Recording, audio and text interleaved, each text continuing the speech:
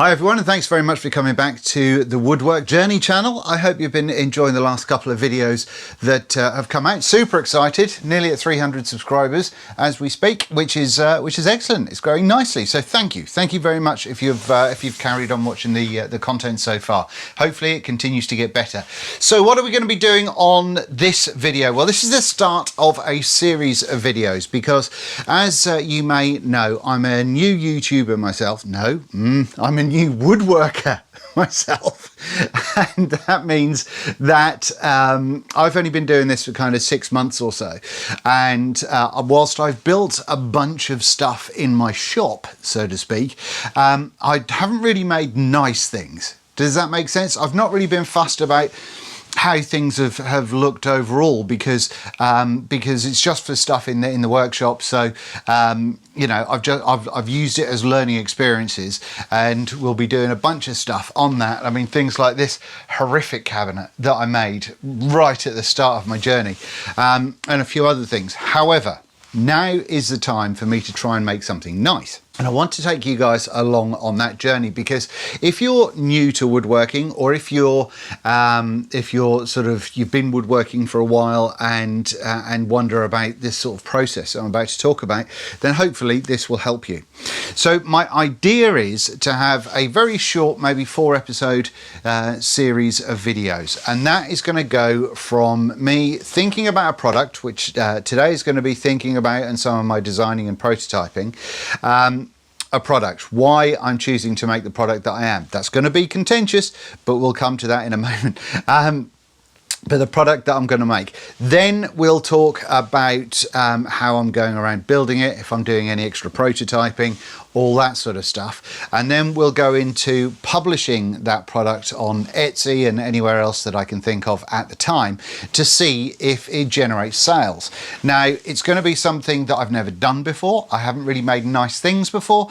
And so it's a massive push forward, and to be honest with you, it's terrifying because a lot of you watching may have a lot more experience than I've got with this kind of thing, and so will be screaming at me in the comments, I dare say. But you know, new woodworker, it's got to be worth a go. I'm all in for diving both feet in and seeing what happens and learning as it happens. So let's get straight into it. What we're doing today. So first of all, we've got to figure out what we're going to make. When it comes to deciding what you're going to make, I think it's best, and bearing in mind I've got zero experience in this, but I think it's best to make a product that you're happy with, that is something that fulfills a need that you have, because if you have it, odds are other people will too. So with that in mind, I've recently, or not quite so recently, got myself an iPhone 13. Sounds very posh, and I know there'll be a lot of anti-Apple people watching, but let's remember, it's not about the product that we're making, it's about the process I'm using. That way you can use any kind of process you fancy to make any kind of project you fancy. But for me, when I got this iPhone 13, it has what's called a MagSafe. So it's a circle of magnets on the back. This is a case, it's an Apple case as well, but yeah, the phone itself has this circle of magnets. So what it means is you can stick it to stands and mostly to chargers, so you don't have to kind of put the clampy things on there and all that sort of nonsense. So you just plop this on and you can easily turn it from portrait to landscape and what have you, and it just makes life easy. Now I think that's great. Firstly, as someone who has mobility issues, not having to sort of fiddle around to try and get a phone out of a clamping kind of high tension clasp is all good for me. And also the idea of just being able to move it without having to unscrew anything and all that sort of stuff, again, just makes life super easy for me. So what I wanted to do was make an iPhone stand that could hold one of the charging pucks that you can get for them, because I think there is legs in that, particularly if it's made of wood and it looks nice, and it's not mass produced. There's not many of these sort of things around. I've done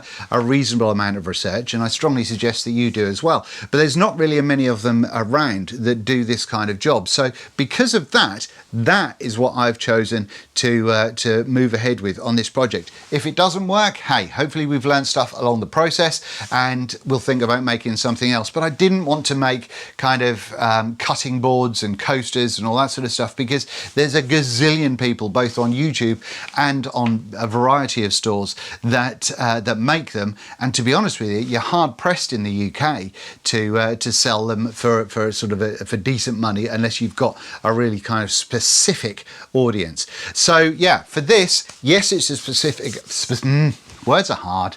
Yes, it's a it's a very small audience, but it's something that I really don't think is catered for. So because of that, I figured that that's what I'm going to go with. Right, let's get into what I wanted to achieve. Okay, so as I said, this is my iPhone 13, and it's got the MagSafe thing. That's my rescue pup in there as well. But what we've got going on, like I said, on the back of the phone itself and on the case, we've got a ring of magnets. I want to be able to stick this onto something and then it'll just stay there and charge, and also you can turn it landscape as well, go wherever you want with it, and it'll just do what you need it to do. Ideally, if you could alter it or do something else with it, then that would be brilliant. But if you can't, then just a desk kind of holder that will hold it a couple of inches off the desk at a nice viewable angle. That can be spun if you're watching videos or doing stuff on social media, and away you go. Okay, so this was my first design, and this is fairly simple, just a bit of Marante going on here, and I've got the puck going on the side there, or in the center. The cable runs down through a hole, and I've got this kind of super basic hinge on the back. Again, I wasn't trying to make it look pretty, just make it something that's worked and done the trick. And when it comes to sticking the phone on, that's how that works.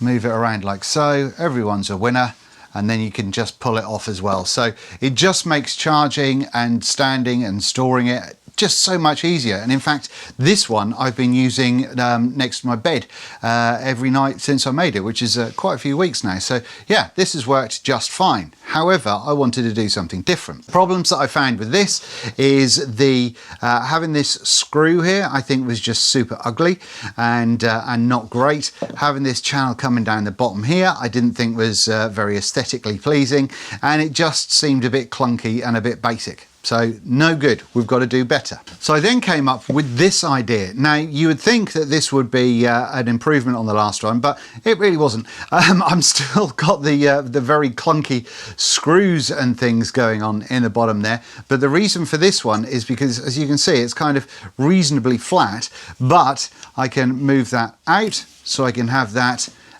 sitting upright at whatever angle I want it to, or I can extend it up.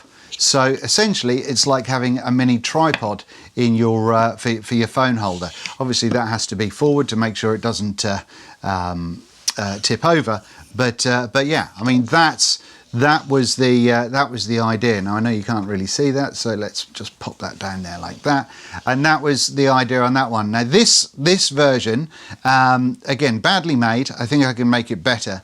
However, uses a number of bits of wood. The hardware is super ugly. I don't like that at all, so I've got to have a screw here and a screw here.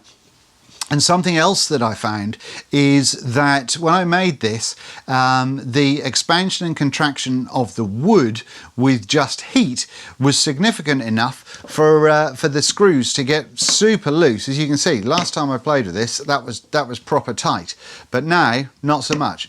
So what I didn't want to do is sell a product that then loosened up on people. Now, if you put kind of thumb screws or something on there, that could work, but that's going to be really ugly as well. So again, it's got its advantages for packing and selling and height, but as a general production kind of thing, not so much.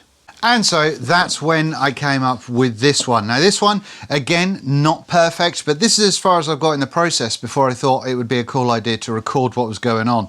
Now this one is much simpler, and you know, I like the kind of the modern simple vibe going on there, sort of almost like a minimalist kind of vibe. And it's still got plenty of height there for the phone. It's at a nice angle for the phone to be sitting to do exactly whatever you want with it. And yeah, job's a good one. So that seems like a good solid idea to me. However, again, not perfect. We have got an open back on there, and I thought I'd put an open back on just in case the puck got warm at any stage. It hasn't on the one that I've been using, but there are also, to make things more complicated, two different size pucks. This one's an Anchor one, and this one's the proper Apple one. The Anchor one is ever so slightly larger as well as being cheaper than the Apple version. Shocker. But yeah, so that's what we've got going on here. When it comes to the back here, at the moment, this is just, I just glued and threw a brad nail in there to hold it in place. However, that's not ideal, so I've got to think of something different. And also, when it comes to the height, that is obviously kind of a stress point if that's getting sent in the post, even if it is in a box. So I'm not really sure what to do about that. So that's where we're at the moment. And yeah, let's go back up top. Okay, so that's where we're at. This is the one that is the winning design for me at the moment. Although I really like the fact that this one was height adjustable, and this one was sort of tilting. So they've all got their pros and cons. The other thing that I will say about this, can't remember if I said it a moment ago, but the hole in the back, because this is press fit, even though this is Meranti, which is a reasonably stable little wood, I'm a little bit concerned that the temperature changes between the sort of the outside workshop and the inside house, or you know, just the temperatures your home goes through the seasons, could mean that this becomes loose. So I may pop a back on that, so we'll have to see how that goes. But this is as far as I've got with the prototyping idea, and I think we've got some decent little plans there. If you would like to, please do let me know in the comments down below what you think of these ideas. So like I said, my thing was to come up with a product that would hold the phone and make sure that it was nice and able to get charged on the desk, look nice, be a bit minimalist, look swish, and be popular for a very, you know, targeted audience. So I do just want to do a huge thank you to Dan at Wilson Griffith, who are these guys right here, and links will be in the description down below. Basically, I posted on Facebook on one of the woodworking groups if people would be interested in this kind of series. Turns out there was interest, and Dan got in touch from Wilson Griffith and said, we'd just like to send you a couple of bits of wood to help you along your way. So they sent me these couple of bits of elm. I've got two of these slabs, and what's that's going to mean is that it's actually going to incorporate another video or so about how I mill this down, because I've never milled down a live edge slab like this. I think most people would use this for some kind of table or something in this day and age, but the Wilson Griffith guys do a lot of live edge stuff. One of the things that I thought really sums up Wilson Griffith nicely is something that they've got, I think it's on their website, and they haven't asked me to say this or anything like that. I'm reading it because I think it's a nice thing to hear, and that's Wilson Griffith Sustainable Timber want to help ensure our woodlands, forests, farms and gardens offer shade to our children and homes for wildlife. With illegal logging on the rise throughout the world and the cost to the environment of shipping and transportation, we offer clients at both ends of the chain peace of mind, which I think is absolutely wonderful. And what this actually means is that everything is sustainable. Not only do they plant saplings in the place of trees that they use, but they use trees that have been felled because power lines, for instance, also that are trees that have fallen down in storms, etc., and you know, trees that are kind of dead and just being a pain and need sorting out. They also have a sort of almost like a chain of custody. So the person who the person who owned the wood to begin with knows throughout where their wood is going, and the Wilton Griffith guys tend to send them pictures, send the people that owned the wood originally or owned the tree originally, pictures of what wonderful things have been made from the wood, which I think is just glorious. So they're environmentally friendly. They even use environmental friendly oil in their chainsaws, I think.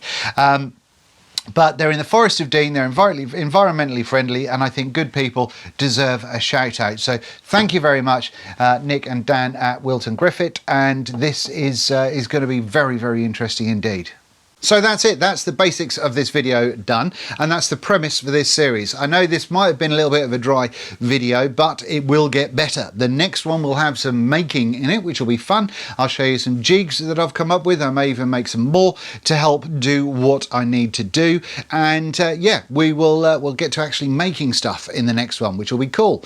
We'll see how we get on, but like I said, we're going to go through this in real time. So if you've got any comments or things you think I can do differently or better, then please do put those comments down below, and we'll see how we get on.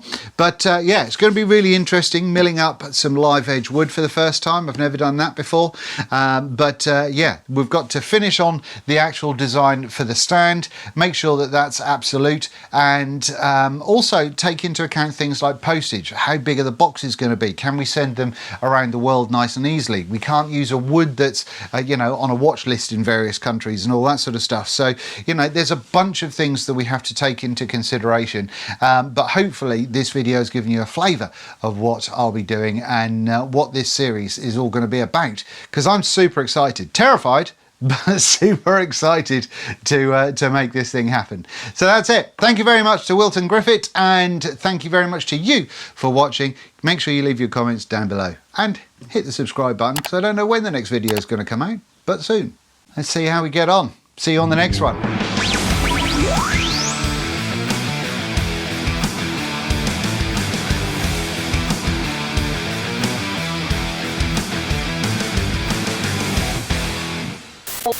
Out.